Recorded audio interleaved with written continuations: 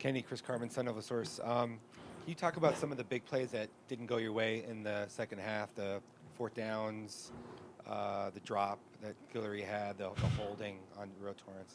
Yeah, unfortunate. Obviously, those were critical plays in the game. But at the end of the day, we got to be more consistent in the second half. You know, we didn't put together a drive.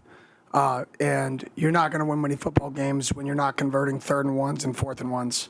And I think that's the simplest way to look at the second half is we were getting into manageable down and distances, and then we weren't getting the job done. And we got to do a better job as a staff putting our players in the best position to be successful.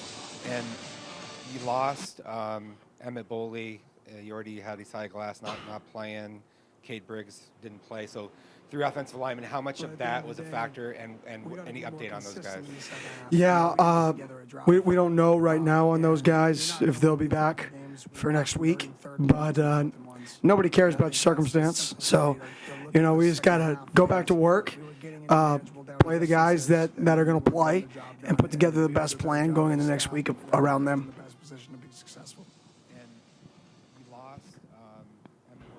Hey, Kenny. Just wondering your balance of aggressiveness going for it on the 4th downs. How do you kind of try to find the balance with wanting to be aggressive and then kind of maybe playing this scenario, I guess? Yeah, 4th and 1s are pretty much a go statistically. If you want to get really aggressive, they even say they're a go if you're on your own minus 19-yard line. But we're not quite that aggressive. But 4th and 1s, statistically, you're going to convert over a 75% chance. And if you convert, it's like a turnover. The issue is we didn't convert those. And when you don't convert those, it is a turnover. But you're playing the odds that you're going to convert the majority of those. And we felt like we had a good plan going into it in those scenarios, and we just didn't convert. And that's the story of the game. If you convert 4th and 1s, I think the game is different. We don't convert 4th and 1s, and the game is how it is. So we got to do better at that. We got to do a better job as a staff, starting with myself, putting our guys in a better position to be successful. How would you evaluate Jaden tonight? I thought, once again, the first half, he came out and played really well. I think in the second half, they took away the deep ball. They backed everybody up, and they challenged us to run the ball, and we still couldn't get into a rhythm running the ball. And when you can't run the ball versus that defense just consistently enough, it's a challenge because they play with an extra safety. So when he's not in the run fit and he's playing the vertical passing game, you're +1 in the run game. So throwing the ball other than screens, you're going to be throwing into bad numbers. And we just couldn't establish that run game, and we got to do a better job as a staff creating angles, and it starts with me. Hi, Coach. Carly Koskovich, Inferno Intel. So you've talked about Jaden's mental strength and maturity. How do you think he showed that tonight, especially towards the end of the game? Yeah, I mean, he showed it tonight. I mean, we're down 9 points at the end of the football game, and he throws a great pass down the sideline and responded there. So, I mean, he went back in the game as a young buck. He didn't cower. He didn't put his head down, and he responded. And that's what this program's about. That's what it's going to be about. We're going to continue to push the guys to respond. That locker room is upset. But like I told the locker room, everybody is rejoicing in the failure. I said that the rest of the world is fired up. I said, we need to respond. We need to come back tomorrow, come back Monday, and get better, learn from your mistakes, and grow. And that's all you can do. And, Coach, I know earlier in the week you said you didn't know if you'd see the 3 quarterbacks, but just the success your defensive line, the front had getting into the backfield early. Do you feel that, that was obviously the corporate of seeing all 3 quarterbacks, and how do you feel the defense just grew from last game to this game? Yeah, our defensive line did a really nice job getting in the backfield. First half, we did a phenomenal job stopping the run. Second half, they leaned on us a little bit, which is unfortunate, and part of that is we couldn't keep our defense off the field. They were playing so many snaps, and, our depth isn't quite where we would like it to be, and they started leaning on us, and it showed. So we got to do a better job on offense, keeping the defense off the field, and then defensively getting off the field in the second half. Hey, Coach Jordan Ham, Sports 360 AZ. How would you assess how the offensive line played, especially after Emmett's injury? Yeah, I thought it was some plays good, some plays bad. I thought our pass protection early in the game, going into the fourth quarter, the last 2 drives were pretty solid. Once again, just got to get some more vertical movement and some more movement in the run game. and then we got to be better. We got to make some people miss too. So I think it's accumulation of multiple things. It's not the O-line. It's myself putting together the best scheme. It's our tight ends blocking, our wide receivers blocking, our O-line blocking, our running backs hitting the hole, and our quarterback controlling the player he has to control. I think there's a multitude of things that go into the run game. It's not just those 5. It's all 11 and the coaching staff. And like I said earlier, it starts with me. I got to do a better job putting those guys in position to be successful. Coach Joseph, Greg Moore. Oh, sorry. Go ahead. Joseph Igo State Press County. You guys ran a lot of Wildcat tonight. Was that something you guys saw with Oklahoma State? And what did you think of the execution tonight? Yeah, I thought it started off. It worked really well early. We were in 14 personnel, and they showed to match 14 personnel, and they did that early. So we took advantage of some things. They kept their 3-3-5 on the field versus 14 personnel, and 4th and 1s were stopping the run, and that's something that we can't have happen. We can't be we can't be in 14 and a team being a 3-3-5 structure and not be able to run the ball on 4th and 1. So I think we have to be more creative offensively as a staff. That if we're not winning that I got to find an alternative route to be successful in those situations. Coach Greg Moore, Arizona Republic. Tough loss, right? But in the first half, you gave them everything they could handle. You matched wits with Mike Gundy, who's been doing this 19 years, 17 straight bowl games. He's in his 19th season. What does it feel like to have gone against a coach of his caliber and to have seen that you belong? Yeah, I mean, we talked before the game, and he expressed, he's at his alma mater, just like me, and except he took over a program that was in a really good position, and he talked about how his first year he had a losing record, and then he won 7 games, 2 of his lower winning seasons in his career for 2 seasons, and then it clicked in year 4 with his culture, and I think that was kind of his message to me was don't waver, that it doesn't matter, don't worry about the results right now, worry about the process, and if you stay true to the process, the results will happen. And I really appreciated that message from a guy who's done it a long time, who's been really successful, who's seen a lot of people succeed and a lot of people fail. And then he also said, make sure I go to, ironically, you asked that question. It's kind of funny. He said, make sure you go to your kids' events. That's what this is about, and that's the balance you need if you want to do this for a long time. Coach, Sammy Newt, Devil's Digest. You guys have scored 3 points over the second half of the first 2 games. What is the kind of a key that you see to making those second half adjustments a little bit easier?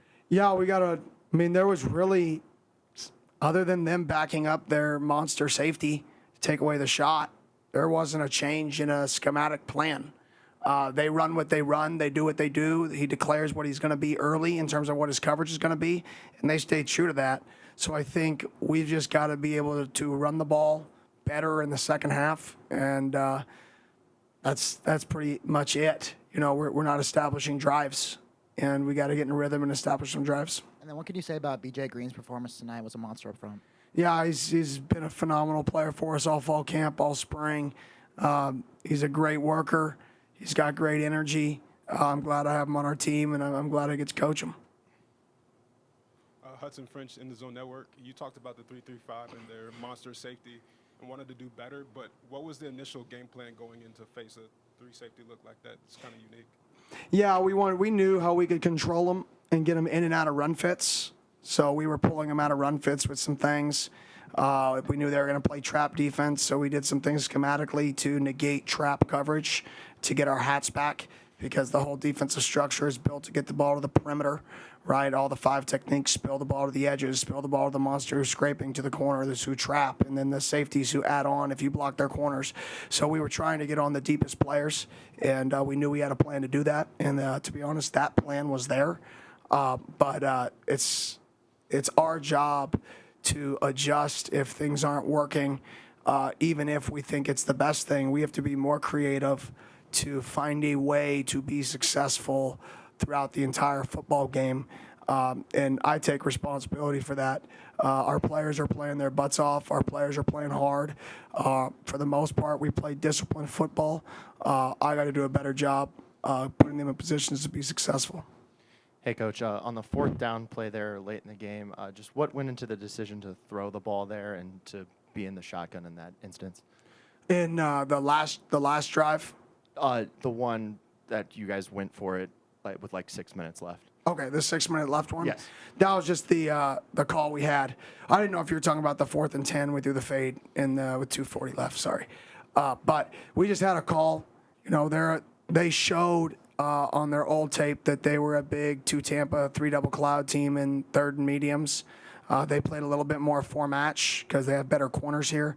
So that was probably the only thing schematically that was different than what was shown on tape from his prior school and his prior week. Was he pressed his corners more, played more of the 4-match coverage on those down and distances.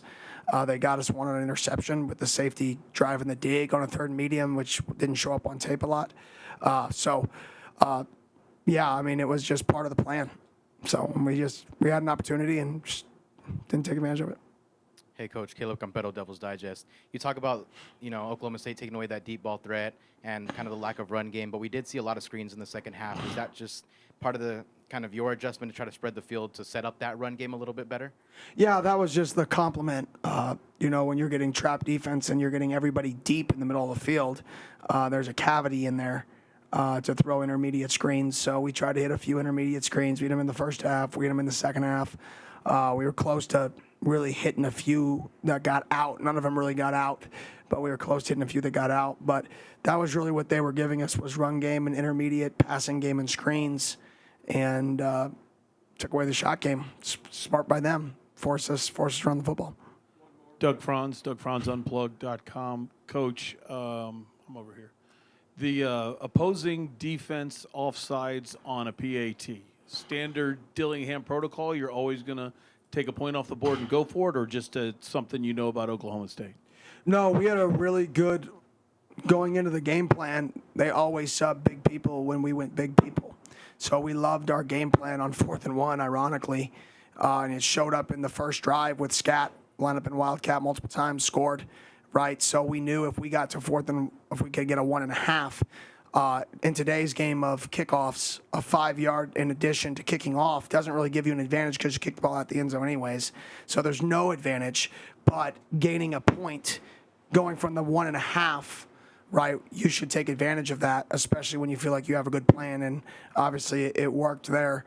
But later in the game, like I said, they stayed in little people and we just didn't move them enough. Kenny, Scat and Brooks can break tackles and their assignments down. Brown had the fumble on his one carry, didn't get back in. Tevin White didn't play until the end of the game. The athleticism at running back, how much of a factor do you think that is in a game like this? Yeah, I think it's huge. I mean, I think we need to get Tevin a little more involved just with his ability to break one. Right now, we're not breaking any.